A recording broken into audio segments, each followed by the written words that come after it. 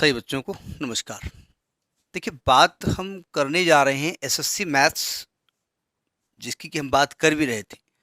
ठीक, कुछ टॉपिक्स हमने अपलोड किए हैं। हम उसके पीवाईक्यूज डिस्कस कर रहे हैं, जो प्रीवियस ईयर क्वेश्चंस आए हुए हैं उनको डिस्कस कर रहे हैं।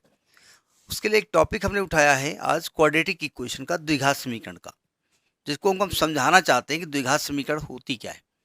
अब जो साइंस स्टूडेंट होंगे वो कहेंगे बता रहे हैं द्विघात समीकरण होती क्या है, आपको आती हम जानते हैं, ठीक है। लेकिन इसका बेसिक्स बहुत ऐसे स्टूडेंट होंगे जो कि आर्ट साइड बैकग्राउंड के हैं या जिन्होंने बहुत साल पहले मैथ्स छोड़ दी है, उनको दिक्कत हो रही होगी। तो मैं बिल्कुल बेसिक्स से बताऊंगा क्या क्या होता है। इसके बाद भी गारंटी नहीं है कि आप क्वेश्चन लगा ही ले जाएं, प्रैक्टिस तो करनी पड़ेगी। देखिए, सबसे पहले समीकरण तो बाद में बात करेंगे। देखो, दो वर्ड आते हैं, एक आता है वेरिएबल, वेरिएबल, और एक आता है कांस्टेंट। ठीक है, वेरिएबल का मतलब चर और कांस्टेंट का मतलब होता है अचर।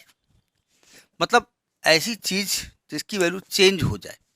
जैसे आप किसी क्वेश्चन में किसी की एज माननी है, तो आपने कहा माना कि रोहन की उम्र x वर्ष है, तो उस समीकरण में x का मान 5 निकल सकता है। किसी और क्वेश्चन में आपको किसी आयत का क्षेत्रफल निकालना है, आपने x मान लिया, तो वहाँ x कुछ भी निकल सकता है, तो वो चर है, उसकी वैल्यू कुछ भी चेंज हो सकती है। तो जो आपके x y z हैं, सब चर हैं, और जो आपके नंबर्स हैं वो अचर है। ठीक है, अचर भी दो प्रकार के होते हैं, एक आर्बिट्रेरी कांस्टेंट होता है, एक एब्सोल्यूट कांस्टेंट होता है। आर्बिट्रेरी कांस्टेंट का मतलब होता है जैसे एबीसी हैं, एबीसी ऐसे कांस्टेंट हैं जो उस क्वेश्चन में कांस्टेंट है। ठीक है, देखिए 1 2 3 4 हर जगह कांस्टेंट है, तो ये अचर है। तो हम बात चर की करेंगे। और अब घात की बात करें तो जो x की पावर होगी, जैसे मान लें 2 पावर हुई तो द्विघात हो गई। तो हम द्विघात समीकरण की बात करेंगे, एक ऐसा समीकरण जिसमें x या y z जो भी उसमें चर है, जो भी वेरिएबल है, उसकी अधिकतम घात 2 है। अधिकतम घात 2 है मतलब 2 से ज़्यादा नहीं हो सकती है, और 2 होनी ही चाहिए, क्योंकि 2 से कम होगी तो फिर वो लीनियर हो जाएगा। तो कोई समीकरण अगर इस प्रकार से हो, ax square plus bx plus c, तो यहाँ जो ए बी सी हैं वो कांस्टेंट है। फिलहाल आप कांस्टेंट बोलेंगे, लेकिन जनरली ये आर्बिट्रेरी कांस्टेंट है। इस क्वेश्चन में ये एबीसी कुछ भी हो सकते हैं, अगले क्वेश्चन में कुछ भी हो सकते हैं। ठीक है, तो यहां पर ये आपका, अच्छा समीकरण क्यों कहते हैं? जब अगर आप इक्वल टू ना लिखिए तो ये द्विघात बहुपद हो गया। बहुत सारे पद हैं, 3 पद हैं, ठीक है, लेकिन आप इक्वल टू कुछ कर देते हैं, 0 कर देते हैं, तो वो समीकरण बन जाता है। समीकरण का मतलब इक्वल का साइन उसमें होना चाहिए। ठीक है, तो अब यहां पर जो x के मान होते हैं, यानी x के मान जो निकलेंगे, x के मान, x की वैल्यू जो निकलेंगी, वैल्यूज ऑफ x जो होंगी, वो क्या कहलाएंगी? जो x की वैल्यू होंगी उनको हम कहेंगे इसके रूट्स ऑफ द इक्वेशन को क्या कहेंगे? रूट्स ऑफ इक्वेशन, रूट्स कहते हैं। हिंदी में इसको आप सोल्यूशन ऑफ इक्वेशन भी कह सकते हैं। अगर आपसे कहें इस क्वेश्चन का सोल्यूशन निकालिए, तो सोल्यूशन का मतलब होता है you have to find the value of x या y, जो भी उसमें दिया है। फिलहाल यहाँ x की हम बात कर रहे हैं। इन्हें हिंदी में मूल कहते हैं। ठीक है, इन्हें कहीं कहीं पर जीरोज भी कहा जाता है, जीरोज ऑफ इक्वेशन। मतलब x का वो मान जो इसको जीरो कर दे, भाई x की एक ऐसी वैल्यू जो इसको सेटिस्फाई कर दे। ठीक है, तो जीरोज फिलहाल तो इक्वल टू जिसमें नहीं होता उसमें कहते हैं, लेकिन कह भी सकते हैं। ठीक है, शून्यक हिंदी में कहा जाता है। ठीक है, शून्यक, यानी इसको हल भी कह सकते हैं। ठीक है, मूल है, कुछ और ना पढ़िएगा। ठीक है, तो ये तो हल हो गया। अब इस कोई समीकरण दिया है, उसको हल कैसे करेंगे? ठीक है, तो हल करने के हमारे पास दो तरीके हैं। एक तो तरीका ये है कि भाई गुणनखंड विधि हम कर दें, तो उसके लिए गुणनखंड आने चाहिए। तो जो हमने बताया कि जो साइंस बैकग्राउंड का है उसको आते होंगे, प्रैक्टिस की होगी। आर्ट बैकग्राउंड की प्रैक्टिस कम होती है, नहीं होती, हम नहीं कह रहे हैं, क्योंकि हाई स्कूल तक मैथ्स होती है और हाई स्कूल का ही बेस यहाँ पर है। ठीक है, तो इसको हल करने का तरीका पहला होता है गुणनखंड विधि, फैक्टर मेथड। फैक्टर मेथड, देखो जो द्विघात समीकरण होते हैं, जो क्वाड्रेटिक इक्वेशन होते हैं, उसमें दो प्रकार के इक्वेशंस आते हैं। एक मान लीजिए X square plus B X plus C बराबर 0, मतलब एक्स की अधिकतम घात कितनी है, अधिकतम पावर कितनी है? 2, तो क्वाड्रेटिक तो है। ठीक है, इक्वल टू है तो समीकरण भी है, तो द्विघात भी है। ऐसा नहीं कि तीनों पद होने चाहिए, केवल एक्स स्क्वायर हो जाए बराबर 0 हो जाए तब भी द्विघात है। ठीक है, ऐसा नहीं कि 3 पद हों, एक्स की अधिकतम घात 2 हो बस, अन्य आगे के 2 पद हों, एक ही पद हो, अकेला एक्स स्क्वायर हो चलेगा, ठीक है, वो द्विघात ही कहलाएगा। तो इसमें जो एक्स स्क्वायर का जो कोफिशिएंट है, जो एक्स स्क्वायर का गुणांक है, वो यहाँ पर 1 है। ठीक है, तो इसके फैक्टर करने का तरीका क्या होता है, आप यहाँ पर सी को देखिए विद साइन, साइन सहित, प्लस में है या माइनस में है। फिर सी के ऐसे टुकड़े करिए जिनको प्लस या माइनस करने पर बी आ जाए। फिर समझिएगा, सी को विद साइन देखिए, साइन सहित देखिएगा, ठीक है, या हम दूसरी तरीके से हम बता रहे हैं, सी का साइन मत देखिएगा, सी के ऐसे टुकड़े करिए, 2 टुकड़े। टुकड़े का मतलब ये नहीं हो गया कि सी ऐसे लिखा बोले 2 ऐसे टुकड़े कर दिए, ये टुकड़े के बारे में नहीं बात कर रहे हैं, मतलब 2 ऐसे नंबर में ब्रेक करिए जिसका गुणा करने पर तो सी आए, और अगर सी का साइन प्लस है तो प्लस करने पर बी आए, और सी का साइन माइनस है तो माइनस करने पर बी आए। क्या मतलब, मैं एक क्वेश्चन लेके चलता हूं, जैसे मैं क्वेश्चन ले रहा हूं x square minus 3x minus 10, x square minus 3x minus 10 बराबर 0। अब देखिए, x की घात 2 है, यस द्विघात है, क्वाड्रेटिक है, इक्वल टू है, यस समीकरण है, ठीक है, एक्स स्क्वायर का कोफिशिएंट 1 है, यही फॉर्मेट हुआ। इस 10 को उठाइए, 10 का साइन माइनस है, ध्यान रखिएगा, माइनस को दिमाग में रखिएगा। 10 के ऐसे टुकड़े करिए जिनको माइनस करने पर 3 हो जाए, तो 10 के टुकड़े, 10 को लिख सकते हैं 5 इंटू 2, और 5 और 2 को माइनस करने पर 3 आ जाएगा।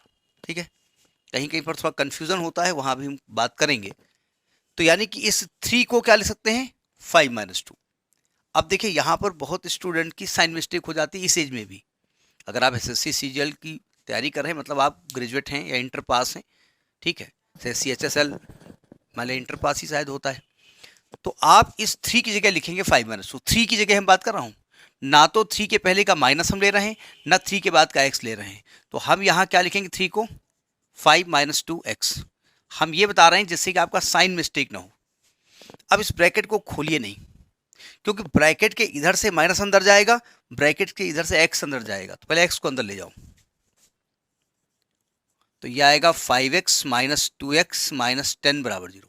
अब ब्रैकेट खोलो, अब माइनस को अंदर ले जाओ, तो माइनस चूंकि मल्टीप्लाई में है तो अंदर जाके साइन चेंज कर देगा, तो ये हो जाएगा x square minus 5x minus minus plus 2x minus 10 बराबर 0। अब 4 पद हो गए, इन 2 में से x कॉमन ले लो, तो आएगा x माइनस 5, और यहाँ से प्लस 2 कॉमन ले लो, तो आएगा x माइनस 5 बराबर 0। यहाँ से x माइनस 5 कॉमन ले लो, यहाँ से x प्लस 2 बराबर 0। एक बार इसको 0 कर दो, एक बार इसको 0 कर दो, यानी x माइनस 5 को 0 करो, x का मान आ गया 5, और एक बार x प्लस 2 को 0 करो, x का मान आ गया माइनस का 2। तो ये मेथड होता है गुणनखंड विधि, फैक्टर मेथड से हम लगाते हैं। ठीक है, एक और क्वेश्चन देखिएगा, एक और टाइप देखिएगा।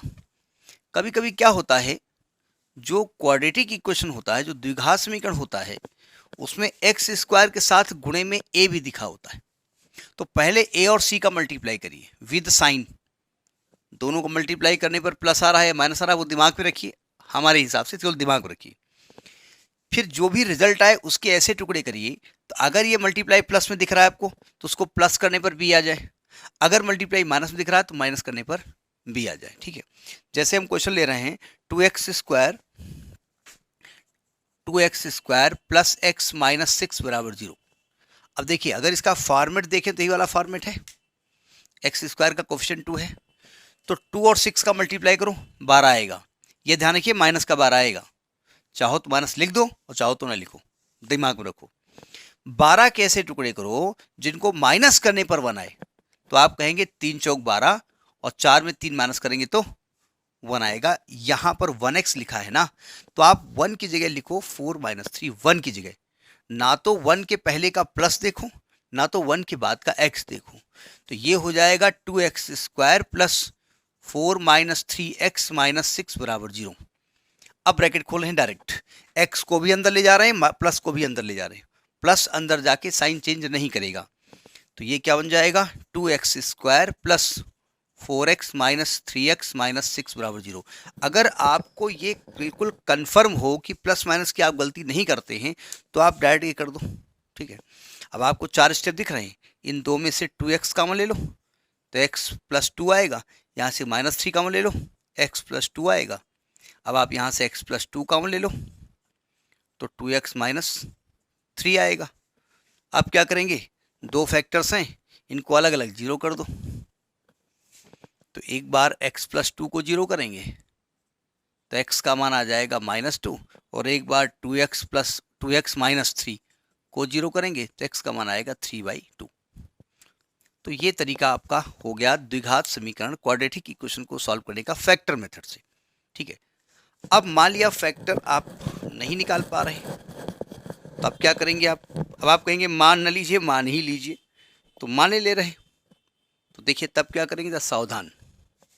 तो यहाँ पर एक फार्मूला आता है, उस फार्मूले को दिया था हमारे भारतीय मूल के एक मनीषी ने, एक आचार्य ने, और वो फॉर्मूला संस्कृत में लिखा हुआ था। हमने नहीं, मतलब हमारे जो और लोग थे उन्होंने उस संस्कृत को मैथमेटिकली लिखा, तो उसको कहते हैं श्रीधराचार्य फार्मूला। श्रीधराचार्य फार्मूला। धराचार्य साहब ने कहा देखो भैया, अगर ax square plus bx plus C बराबर 0 है, एक्स स्क्वायर का कोफिशिएंट 1a, एक्स का कोफिशिएंट b और कांस्टेंट c, इसमें जो है वो है, जो नहीं है उसको जीरो कर दीजिएगा। तो उन्होंने कहा x की वैल्यू जो आएगी वो आएगी -b plus minus under root B square minus 4ac upon 2a। ये फार्मूला होता है, आपने बचपन में पढ़ा भी होगा। ठीक है, और जहाँ ये रूट के अंदर जो लिखा है ना बी स्क्वायर माइनस 4ac, उन्होंने कहा इसको इंडिकेट करो कैपिटल डी से, और इसका एक नाम दे दिया, उसको कहते हैं डिस्क्रिमिनेंट। डिस्क्रिमिनेंट विविक्तकार, विविक्तकार नहीं कर, विविक्तकर कहते हैं इसको। क्यों कहा उन्होंने डिस्क्रिमिनेंट, वो उनका कुछ रहा होगा लॉजिक। तो ये फॉर्मूला हो गया। अब दूसरी बात देखिए, जितने घात का इक्वेशन होता है, जितने डिग्री का इक्वेशन होता है, उसकी उतनी ही वैल्यू होती है। अगर x में कोई इक्वेशन है और x की घात 5 है तो 5 वैल्यू उसकी होंगी। तो चूंकि यहाँ x की घात 2 है अधिकतम, क्योंकि हम बात ही क्वाड्रेटिक की कर रहे हैं, तो x की 2 वैल्यू होंगी। तो साफ साफ दिख रहा है कि एक बार प्लस कर दो, एक बार माइनस कर दो। तो एक बार हम लिखेंगे -b plus under root B square minus 4ac upon 2a, और एक बार लिख देंगे -b minus under root B square minus 4ac upon 2a। तो एक वैल्यू को हम अल्फा मान लेते हैं, और अल्फा एक स्टैंडर्ड नाम है उसका। जैसे कोई टॉमी मानेगा नाम तो हम जान जाएंगे टॉमी मतलब कुत्ता नहीं, मतलब अंग्रेज तो आदमियों का नाम रखते थे कि हम लोग कुत्तों का नाम रखते हैं। हो सकता है वो लोग कुत्ता का नाम रखते होंगे एपी मेरा नाम एपी है, लग देते होंगे एपी, अब पता नहीं। और इसको हम बीटा मानते हैं। तो ये एक रूट हो गया -b plus under root B square minus 4ac upon 2a, और एक हो गया -b minus under root B square minus 4ac upon 2a। ठीक है, तो ये तरीका हो गया सॉल्व करने का। अब अल्फा और बीटा में एक रिलेशन है। अल्फा और बीटा को इसके मूल कहते हैं, इसके हल कहते हैं, इसके रूट कहते हैं, जो भी आप नाम दे दें, जीरोज भी कह सकते हैं। ठीक है, यहाँ जीरोज कहते नहीं, वैसे जीरोज बहुपद में होता है लेकिन कहते हैं बहुत जगह। अब देखो एक और तरीका नहीं, एक और वैल्यू, अगर इन दोनों रूट्स को प्लस कर दें अल्फा प्लस बीटा को, तो इसको हल करेंगे तो आएगा -b अपान ए। इस रिजल्ट को याद कर लीजिएगा। और अगर अल्फा इंटू बीटा करेंगे तो c अपान ए होगा। क्या सीखा आपने कि कोई भी अगर क्वाड्रेटिक इक्वेशन है ax square plus bx plus C बराबर 0, ये ध्यान रखिएगा, एक्स स्क्वायर का कोफिशिएंट a है, x का कोफिशिएंट b है और कांस्टेंट c है। इसमें जो भी नहीं होगा वो 0 होगा, जो टर्म ही नहीं होगा। अगर एक्स स्क्वायर साथ a नहीं है और एक्स स्क्वायर है तो 1 हो जाएगा। हमारे केवल x लिखा होता तो b की वैल्यू 1 हो जाएगी। कंपेयर करेंगे ना, तो अगर इसके दो रूट्स मान लिए जाए अल्फा और बीटा, जो कि ज़्यादातर वही नाम दिए जाते हैं, तो अल्फा प्लस बीटा होता है -b/a और अल्फा इंटू बीटा होता है c/a। ठीक है, तो ये वैल्यूज बहुत यूज होती हैं, इन्हें ध्यान रखिएगा। ठीक है, अब जरा एक बढ़िया सी बात समझ लीजिए, सावधान। जैसे हमने क्वाड्रेटिक इक्वेशन भी बताई alpha plus beta minus b/a, सावधान। अगर कोई इक्वेशन ऐसी लिखी हो ax² plus bx plus c बराबर 0, ठीक है, आपको इसके रूट्स नहीं मालूम, अल्फा बीटा मालूम है मन में, ये भी मालूम है alpha plus beta minus B by होता है, alpha into beta C by होता है। इसको a से डिवाइड करो जरा, तो जब a को डिवाइड कर दोगे इसे तो x² प्लस बी अपान ए एक्स प्लस सी अपान ए, कोई दिक्कत कर सकते हो ना। अच्छा ये बताइए, अगर मैं थोड़ा दिमाग लगाऊं, माइनस लगा करके माइनस बी पाई ए कर दूं, कोई दिक्कत आएगी? भाई देखा जाए तो माइनस माइनस लिखा तो प्लस ही है ना, और अभी आप बता चुके हैं कि माइनस बी बाई ए क्या चीज़ होती है, अल्फा प्लस बीटा, तो x² माइनस ये अल्फा प्लस बीटा हो जाएगा प्लस, और सी बाई ए क्या आपने क्या बताया, अल्फा इंटू बीटा। ये क्वेश्चन आ गई, यही यही क्वेश्चन है ना ये। तो यानी कि अगर ये क्या निकला है, x² minus sum of roots into X plus product of roots. क्या पढ़ा आपने कि अगर मान लीजिए किसी भी क्वाड्रेटिक इक्वेशन को निकालना है और इक्वेशन नहीं दी नहीं गई है, और उन्होंने आपको उसका सम ऑफ रूट्स दे दिया है और प्रोडक्ट ऑफ रूट दे दिया है, और आपसे कहा बताओ इक्वेशन क्या होगी, तो आप कहेंगे x² minus sum of roots into X plus product of roots. जैसे मैंने एक एग्जाम्पल लिया, हमने कहा फाइंड द इक्वेशन, मैंने इक्वेशन दिया कि मान लीजिए एक एग्जाम्पल दिया, हमने कहा कि सम ऑफ रूट्स 5 है, ठीक है, और प्रोडक्ट ऑफ रूट्स, ध्यान से समझिएगा हम दे क्या रहे हैं, ये 4 है, तो कहते हैं फाइंड द इक्वेशन, यानी वो इक्वेशन निकालिए जिसके रूट्स का सम 5 है, मतलब क्वाड्रेटिक इक्वेशन निकालिए, और जिसका प्रोडक्ट जो है वो 4 है। तो रख दो यहाँ उठा करके, क्या इक्वेशन आएगा, x² minus sum of roots 5x plus product of roots, answer आ गया। समझ में आई बात नहीं आई? ये भी आपको दे सकते हैं हम, कि हमने आपसे कहा कि find the equation whose roots are 5 and 4, sum नहीं बोला, हमने आपको एग्जांपल एक दे रहा हूं कि find the quadratic equation whose roots are जिसके मूल हैं 5 and 4, ये क्वेश्चन नहीं है, ध्यान रखिएगा, यानी एक वैल्यू x की 5 है और एक वैल्यू x की 4 है, तो आप कहेंगे मतलब ये हुआ कि अल्फा की वैल्यू 5 आ गई और बीटा की वैल्यू 4 आ गई। तो इक्वेशन में क्या बताई, हमने कहा x² minus sum of roots into X plus product of roots is equal to 0, रख दो उठा करके, तो x² माइनस जब सम करेंगे तो क्या आएगा, 5 प्लस 4 x, मल्टीप्लाई करेंगे तो 5 इंटू 4, तो इक्वेशन क्या बनेगी, x² माइनस 9x प्लस 5 को 20। तो इस प्रकार से इक्वेशन आपसे पूछ सकते हैं, ठीक है, ऐसे क्वेश्चन आते हैं एसएससी में, ध्यान रखिएगा, ठीक है। अब आप कहेंगे तो बहुत छोटी सी चीज़, छोटी ही चीज़ है, एग्जाम भी छोटा ही होता है, लेकिन संख्या पद भी कम होते हैं और संख्या कर लाखों में होती है ना, तो जब लाखों में संख्या होती है और आप उसमें से एक हैं, मान लीजिए 5,000 पोस्ट निकली, 2,000 पोस्ट निकली हुई, 50,000 आदमी बैठा हुआ है, तो आप 50,000 आदमी है और 2,000 पोस्ट से 2,000 डिवाइड कर दीजिएगा, तो आप अगर 100 में 99 लेके आओगे तो हो सकता है आगे वाले 100 में 100 लेके आ रहे हों, तो यहाँ पर टाइम फैक्टर मैनेज करता है ना। तो ये अगर आपको दिया है तो इस प्रकार से इसकी वैल्यू आप निकाल सकते हैं, ठीक है। एक आता है भाई, जो आप x की वैल्यू निकाल रहे हैं, वो उनमें जो x की वैल्यू निकल रही वो है कैसी, उसका नेचर कैसा है। तो देखो, नेचर ऑफ रूट्स, मूलों की प्रकृति कैसे निकालते हैं, nature of roots, nature of roots. देखो हमने कहा भाई x की value -b plus minus under root b² minus 4ac upon 2a, यानी जो रूट वाली चीज है ये डिसाइड करेगी नेचर कैसा है। तो नेचर का मतलब हम जानते हैं भाई, दो चीजें हो सकती हैं, या तो नंबर रियल आ सकता है और या तो नंबर इमेजिनरी आ सकता है, दो ही बातें हो सकती हैं।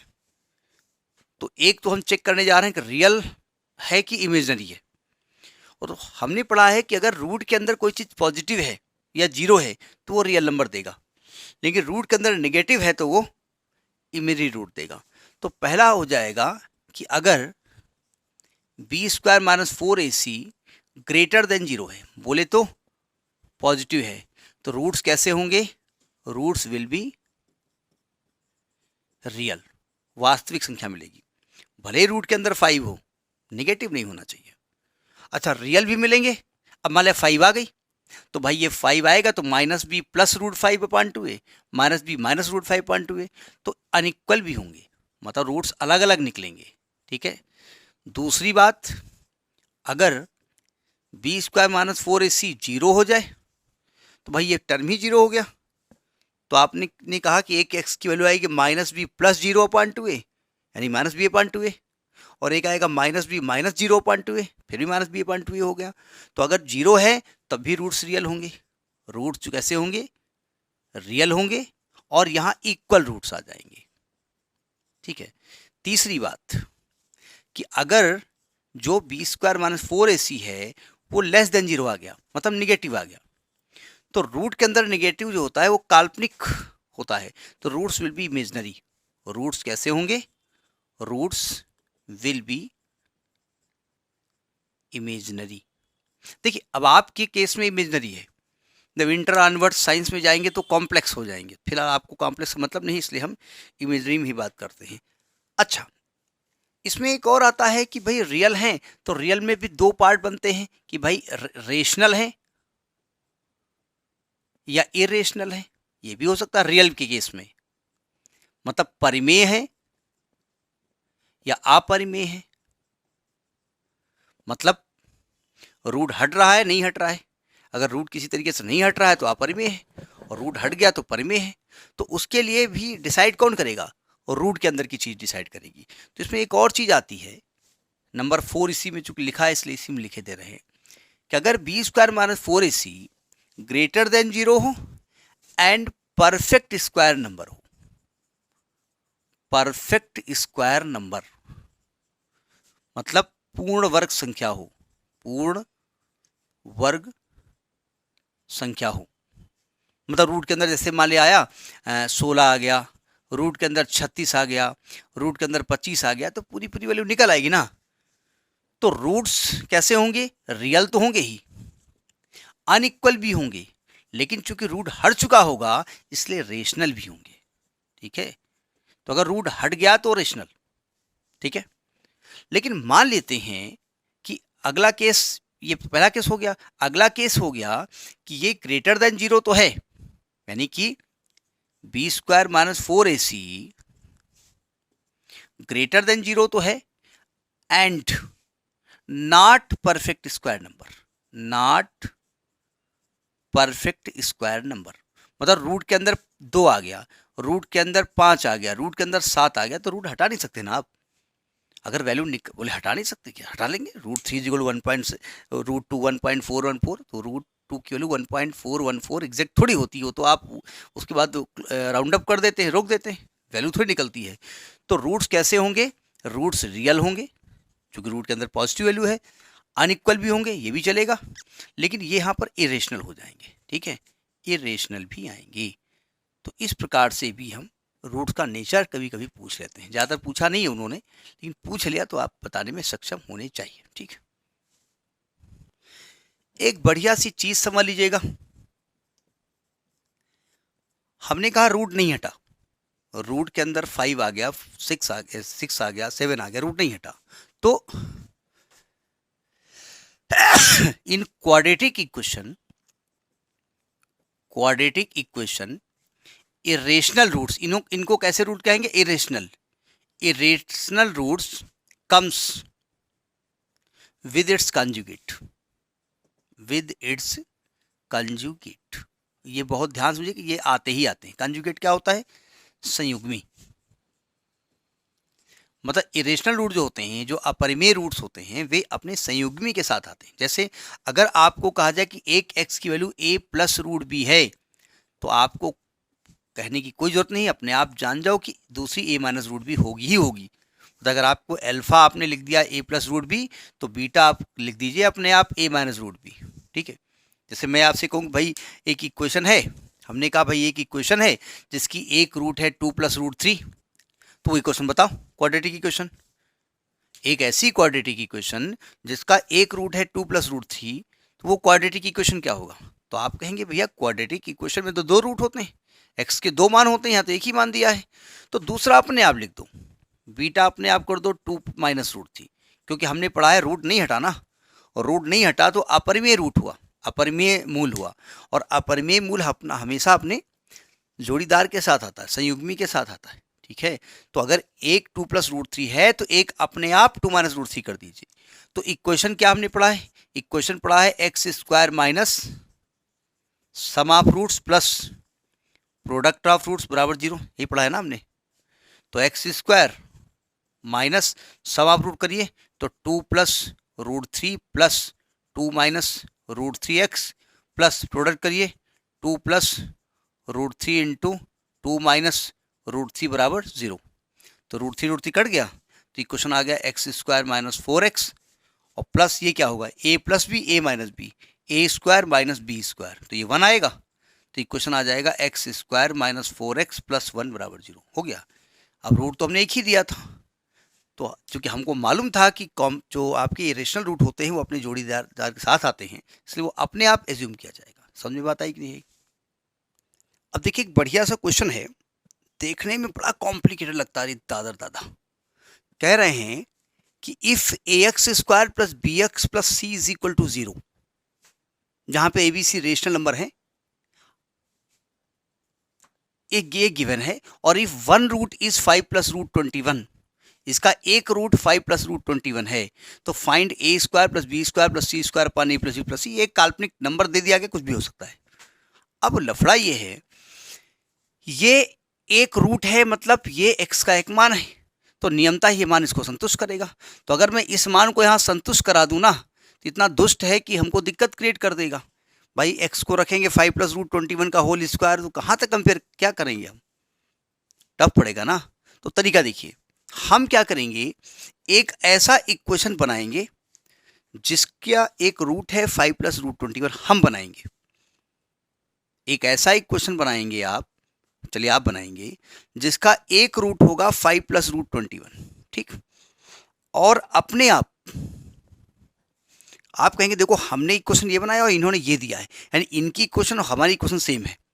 तो जो मेरा x² का कोफिशिएंट है वो इनका है, हमारे x का कोफिशिएंट इनका है, हमारा कांस्टेंट इनका कांस्टेंट है। तो देखिए यहाँ पर अगर ध्यान से देखें, यहाँ पर कि एक वैल्यू x की अल्फा हमने मान लिया 5 + √21 है, ठीक है। तो अभी हम बता चुके हैं कि जो रूट नहीं हट रहा ना, √21 की वैल्यू एग्जैक्ट आप नहीं निकाल सकते ना, तो ये इरेशनल रूट हुआ, अपरिमेय रूट हुआ, और अपरिमेय रूट हमेशा अपने जोड़ीदार के साथ आता है। तो दूसरा रूट अपने आप क्या आ जाएगा, 5 - √21 अपने आप आ गया, आता ही है वो, तो आएगा ही आएगा वो, ठीक है। तो आपके हिसाब से इक्वेशन क्या हो जाएगी, x² minus sum of roots into X plus, अच्छा इसको इक्वेशन 1 डाल दीजिएगा, इंटू प्रोडक्ट ऑफ रूट, हमारे हिसाब से इक्वेशन आ गई, यानी x² minus 5 + √21 plus 5 - √21 into X plus 5 + √21 into 5 - √21 is equal to 0। हम अपनी इक्वेशन बना रहे हैं कि जिस इक्वेशन के रूट आपने दिए हैं भैया वो ये इक्वेशन लिखा हुआ है, ठीक है। तो यानी यहाँ पर क्या आएगा, x² माइनस √21 कट गया, ये आएगा 10x plus a + b a - b, a² minus b², यानी क्या आया x² माइनस 10x प्लस 4 बराबर 0, ये इक्वेशन आई। तो आपने कहा देखो भैया मेरी तो ये इक्वेशन है, तुम्हारी ये इक्वेशन है, आप कह रहे हो कि ये वाली जो इक्वेशन है ना इसका ये रूट है, हमने कहा इस वाली इक्वेशन का रूट है, तो बात तो बराबर वही मैं कह रहा हूँ। यानी कि आपकी ये वाली इक्वेशन और ये वाली इक्वेशन सेम है, तो कंपेयर कर दो। तो यहाँ कंपेयर कैसे करेंगे भाई, आप कहेंगे मेरे x² साथ 1, आपका a, तो a की वैल्यू क्या आ गई 1, हमारे x के साथ -10, आपका b की वैल्यू क्या आ गई -10, c की वैल्यू क्या आ गई 4, ABC निकल आया। अब रख दो उठा के यहाँ पर, a² यानी कि 1 का स्क्वायर प्लस b² यानी कि 100 प्लस c² यानी कि 16 अपान a -10 प्लस 4, तो 117 ऊपर आएगा और नीचे आएगा 4 1 5 यानी कि -5 आएगा। ये आंसर आ गया।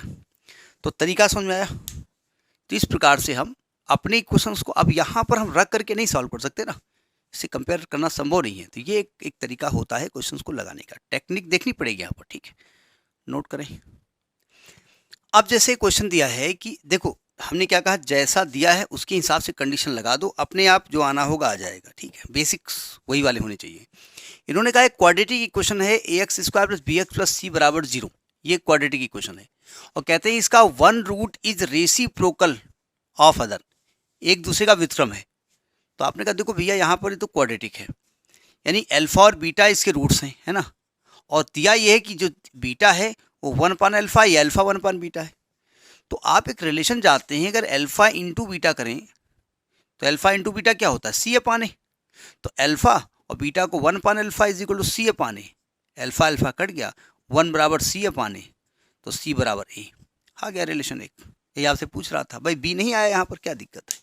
तो ऐसे भी क्वेश्चन आ सकते हैं, ये देखना पड़ेगा कि आपका क्वेश्चन कह क्या रहा है, ये खुद ही बोल देता है हमको ऐसे लगाइए, ठीक है। एक आधा और क्वेश्चन डिस्कस करते हैं। एक टाइप ऑफ क्वेश्चन है जो सीजीएल में बहुत पूछा जाता है, ठीक है, क्वेश्चन आया भी है बीच में।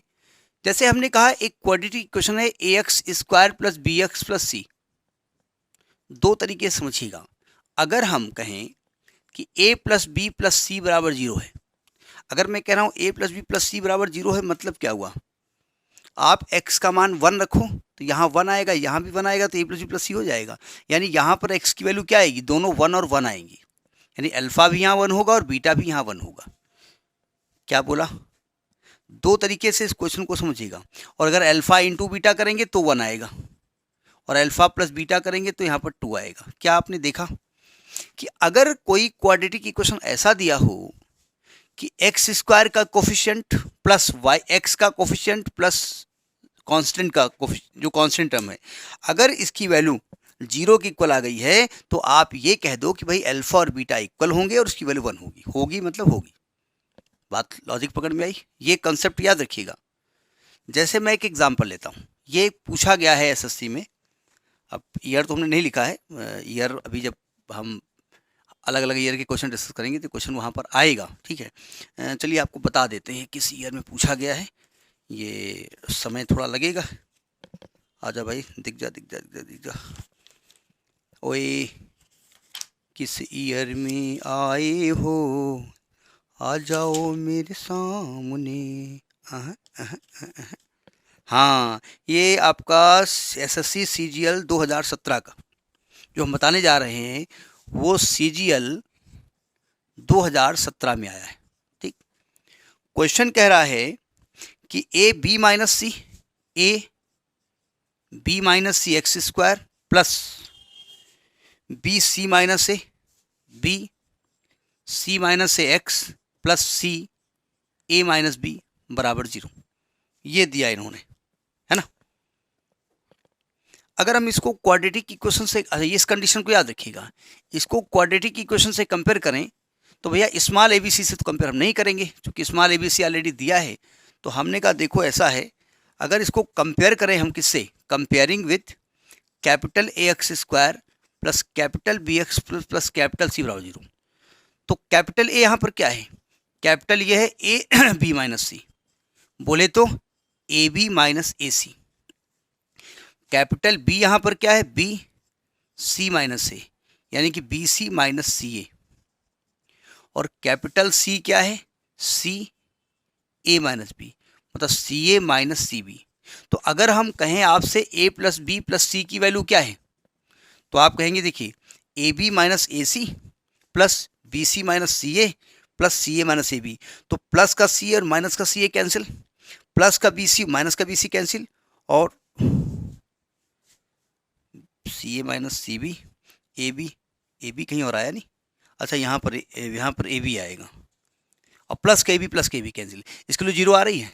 तो इसका मतलब ये हुआ कि अल्फा की वैल्यू भी 1 होगी और बीटा की वैल्यू भी 1 होगी। अभी हम बता चुके हैं आपको, इस फंडे को ध्यान में रखिएगा।